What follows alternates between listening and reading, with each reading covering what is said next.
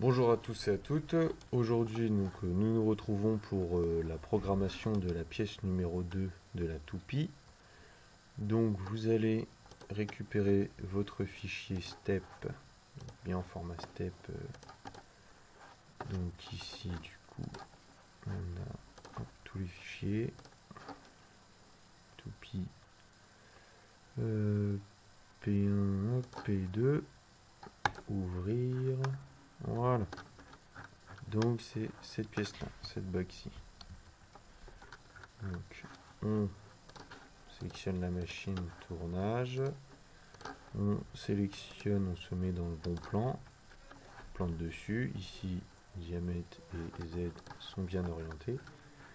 Ensuite il va falloir réorienter la pièce, parce que du coup là on ne peut rien retirer. Pour ceci du coup vous faites transformation dynamique, CTRL A, vous mettez le repère au niveau du centre de l'origine programme et vous pivotez de 90 degrés. Hop, maintenant que ça c'est fait, on a juste besoin de tirer des arêtes du 3D. Donc vous allez dans profil tournage, vous sélectionnez la pièce, vous acceptez et là on a bien le profil de notre pièce. Ensuite, donc, on retourne dans le tournage. Hop, on met bien le G là, dans la bonne ligne. Usinage, on va venir déterminer un brut. Donc d'abord, avant ça, on sélectionne le post-pro de la machine. Voilà, on met l'avance calcul depuis l'outil. Donc ici, on est sur du diamètre 30, longueur, vous pouvez laisser 100, c'est 100 ou 50 par défaut. De toute façon, cette bague là, elle sera usinée dans une barre, puis coupée. On laisse bien un devant, voilà. Alors, ici, ça va être un usinage un peu particulier, vu que la partie ici, elle est rayonnée, elle est bombée. Donc l'outil d'ébauche classique ne va pas y aller. L'outil avec la plaquette à 80 degrés, pardon, ne va pas nous faire l'arrondi ici. On va donc utiliser on va utiliser un outil de finition pour faire toute la pièce. Vous allez voir. Donc on commence, dressage. Donc là, oui, attends, excusez-moi. Ouais. Dressage, donc on va utiliser les plaquettes avec à 35 degrés. Donc on modifie l'outil, plaquette à 35 degrés, c'est un rayon de 0,4. Le porte-outil, on le met dans le bon sens directement. Voilà, vous voyez, il est dans le bon sens. On va juste mettre l'outil en sens horaire. Voilà. Paramètres, donc on va laisser notre outil en 2 par exemple. Avant ce travail, on va lui mettre 0,15 et on va lui mettre 2000 tours. 2000 tours minute. On vérifie que la correction est bien dans le coin de la plaquette. On active notre lubrifiant. Voilà. La plaquette est jaune, je tourne bien en M4. L'outil est monté face à moi dans la machine. On bride à 2500. Ensuite, paramètres. On enlève la finition et on lui dit de dresser 1 mm. Surusinage. Donc le surusinage, c'est en fait la distance parcourue après le centre pièce, donc il va descendre plus bas pour nous faire pour ne pas faire une marge justement. On va dire descendre de 2 mm plus bas. La surépaisseur, on va lui mettre 0,2. On valide. Voilà. Vous voyez, il est bien descendu plus bas que mon cercle. Plus bas que mon centre, pardon. Ensuite, juste après ça, ici on a un diamètre 18 à faire. Donc, on va venir percer. On va venir faire oui, on va venir faire un perçage. Pardon, que je vous montre tout. On va venir faire un perçage au. Donc là, vous prenez un fort au hasard, hein, vous l'éditez. Donc on va faire une modification de l'outil. Donc on va prendre du 16 porte-outil, donc on va le monter en 8 par exemple. Hein. Sachant que les numéros d'emplacement, c'est vous qui gérez, c'est vous organisez votre tourelle comme vous le souhaitez. Après, c'est à vous de voir au niveau des collisions machines. Si le forêt est trop long ou trop près de certains outils, ça passera pas. Donc ça, c'est à vous d'être bien vigilant là-dessus. On avance travail et on va lui mettre 1200 tours, je pense. Lubrification, on l'active. Affichage de l'outil, c'est bien dans le bon sens. Ok. Toujours au numéro de décalage en 1, 0, tac, on va brider à 2000 tours. Profondeur, donc là on choisit d'aller un peu plus loin pour que le tronçonnage se fasse. On choisit un perçage débourrage, donc on va débourrer tous les 10 mm. Plan de sécurité, vous mettez 0,5. Et normalement, hop, attendez, j'ai oublié de vous dire. On clique sur la petite calculatrice ici. Parce qu'en fait on perce avec un forêt HSS en pointe. Donc, vous voyez ici, là c'est une pointe à 118 degrés.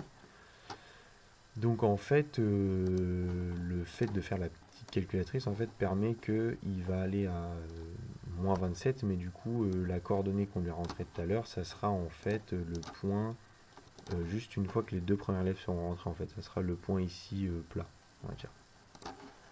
Donc maintenant que ça c'est expliqué, on valide.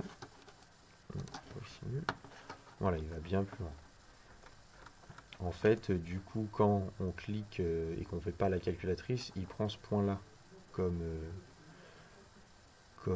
coordonnée. Alors que avec la calculatrice, on va dire, il prend la compensation de toute la zone, on va dire ici. Maintenant que ça c'est fait, on va venir faire l'ébauche intérieure. Hop. Donc cette fois, on sélectionne un outil d'ébauche qu'on va venir modifier. Donc hop, on choisit le bon. Donc le 1, ça sera une barre d'alésage de 12, parce qu'on a percé à 16. On va la mettre en 4. On se travaille au niveau de 0,15 et on va mettre 300 VCC, 330 même. Après, normalement, les vitesses de coupe, vitesse de broche, ça sera, vous aurez les nomenclatures et les documents fournis avec. Donc, ça sera à vous de les remplir. Configuration outil, affichage de l'outil, c'est parfait. Ok, numéro de décalage toujours en 1. Voilà, on bride la vitesse à 2500. Paramètre d'ébauche, donc on va lui dire de prendre 1 mm. On va lui dire de laisser 0,5 en X. Hop, ici, on se met bien en moins 20 pour le dégagement de sortie. On va dire que c'est un paramètre connu et vérifié, ça évitera les collisions. On active bien le brut résiduel. Hop là, attendez, ma barre elle paraît immense. Non, c'est bon. Ah, aussi, ce qu'on va faire, c'est que on va prolonger la sortie, donc on va lui dire d'aller 5 mm plus loin pour éviter d'avoir une bavure vraiment énorme au moment du tronçonnage. Voilà. Ensuite, on va faire l'ébauche. Donc pour l'ébauche, on va prolonger, donc on va faire un petit trait de 5 et on va remonter au diamètre du bord. Hop là. On va aller un peu plus haut, quoique on va aller à 30, comme ça. Voilà. Donc là, l'ébauche. On sélectionne bien tout. Donc là, ici, vous avez une bifurcation donc, qui vous demande en fait de choisir le chemin entre cette ligne-là et cette ligne-là. Donc vous pouvez recliquer directement sur l'extrémité et il la sélectionne automatiquement. En ébauche, on va reprendre l'outil de finition. On va garder les mêmes conditions de coupe. On va juste baisser la plongée. Ouais, on va baisser la plongée. Ensuite, profondeur de passe 1 mm, sur épaisseur, on va lui redire 0,2. Entrée, on va faire une entrée en biais. Et la sortie, on va la laisser comme ça. On active la plongée pour qu'il nous fasse bien notre rayon. Et là, Voilà, c'est... Hop là, qu'est-ce qui se passe?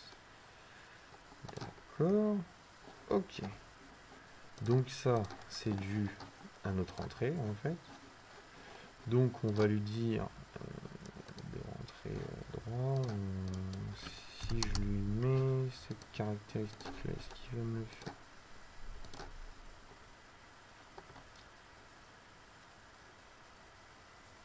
Ah, encore une collision. Donc on va lui dire... Oui. On va lui faire une entrée en biais, parce que du coup l'entrée que vous réglez ici, c'est aussi pour l'entrée lors de la plongée. Hop. Voilà, il n'y a plus de problème. Donc là, on a bien notre rayon qui est fait, notre forme bombée là. On va venir faire la finition directement derrière, donc comme ça. Hop, finition. Non, on va du coup, je vais attendre un petit peu. Pour la finition, on va faire d'abord la finition intérieure. Comme ça, dans le programme, vous pouvez repartir. Vous savez que quand il y a le changement là, c'est la finition. Donc là, on va lui mettre 0,8 500, 2 bride à 2005. Tac. Phase de finition. Alors, donc, on va rentrer en biais. Et on n'oublie pas, ici, on sera moins 20 et longueur 0.5. Voilà. Alors oui, du coup, il faut aussi rallonger la sortie de 5 mm. Voilà. Ensuite, on vient du coup, on va venir faire le dressage de finition. On sélectionne notre outil. Là, avance de finition, on va mettre 0,4 et 600 et c'est passe d'ébauche, passe de finition. Hop, 0,2. On enlève la surépaisseur ici. Tac. Ici, vous... Ben voilà, c'est bon. Donc, il descend bien un peu plus bas pour casser la bavure qui se crée ici. On vient faire la finition de notre fil. Donc ici, vous forcez bien le changement d'outil pour pouvoir bien décloisonner dans le programme votre finition et votre dressage de finition. Donc les avances, c'est les mêmes que pour le dressage. Donc là, 600. Donc là, on se met en VCC. Paramètre de finition, ici c'est 0,2. L'entrée, on va la faire comme ça. Et la sortie. Alors, est-ce que là, pour la plongée, il va me faire... Ouais, mais il n'y a pas de souci. D'accord, donc une fois que ça c'est fait, voilà notre pièce. Donc, il va falloir maintenant venir la tronçonner. Donc, pour le tronçonnage, point limite du tronçonnage, vous mettez ce point-là, vous remodifiez un outil donc à l'envers. Donc cette fois, l'outil de tronçonnage, on va dire, moi je vais faire le choix d'utiliser un outil à l'envers. Donc modification d'outil, on va juste modifier ça. Ici, c'est des coins de 0,3 et c'est des plaquettes de diamètre 3. 25, il y a juste ça à modifier et ça c'est généralement ça. Affichage de l'outil, on va dire moi je fais le choix de le monter comme ça, donc il n'y a rien à modifier.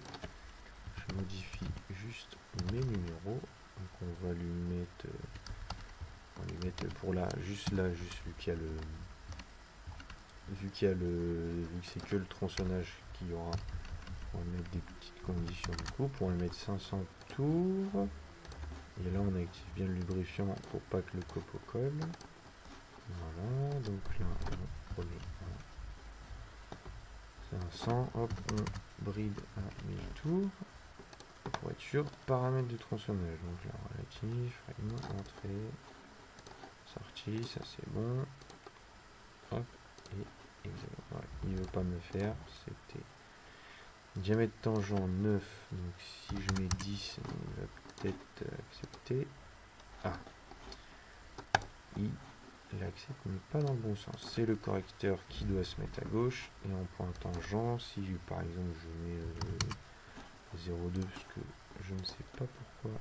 Alors d'accord. Donc, en fait il ne veut vraiment pas.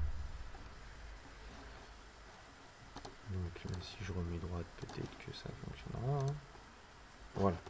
Ok, donc là il descend au centre, il n'y a pas forcément besoin, mais on peut essayer de le remettre, on va dire 9,5 hein, pour voir si. Et vous voyez, 9,5 alors, allez savoir pourquoi il faut remettre à gauche ou à droite.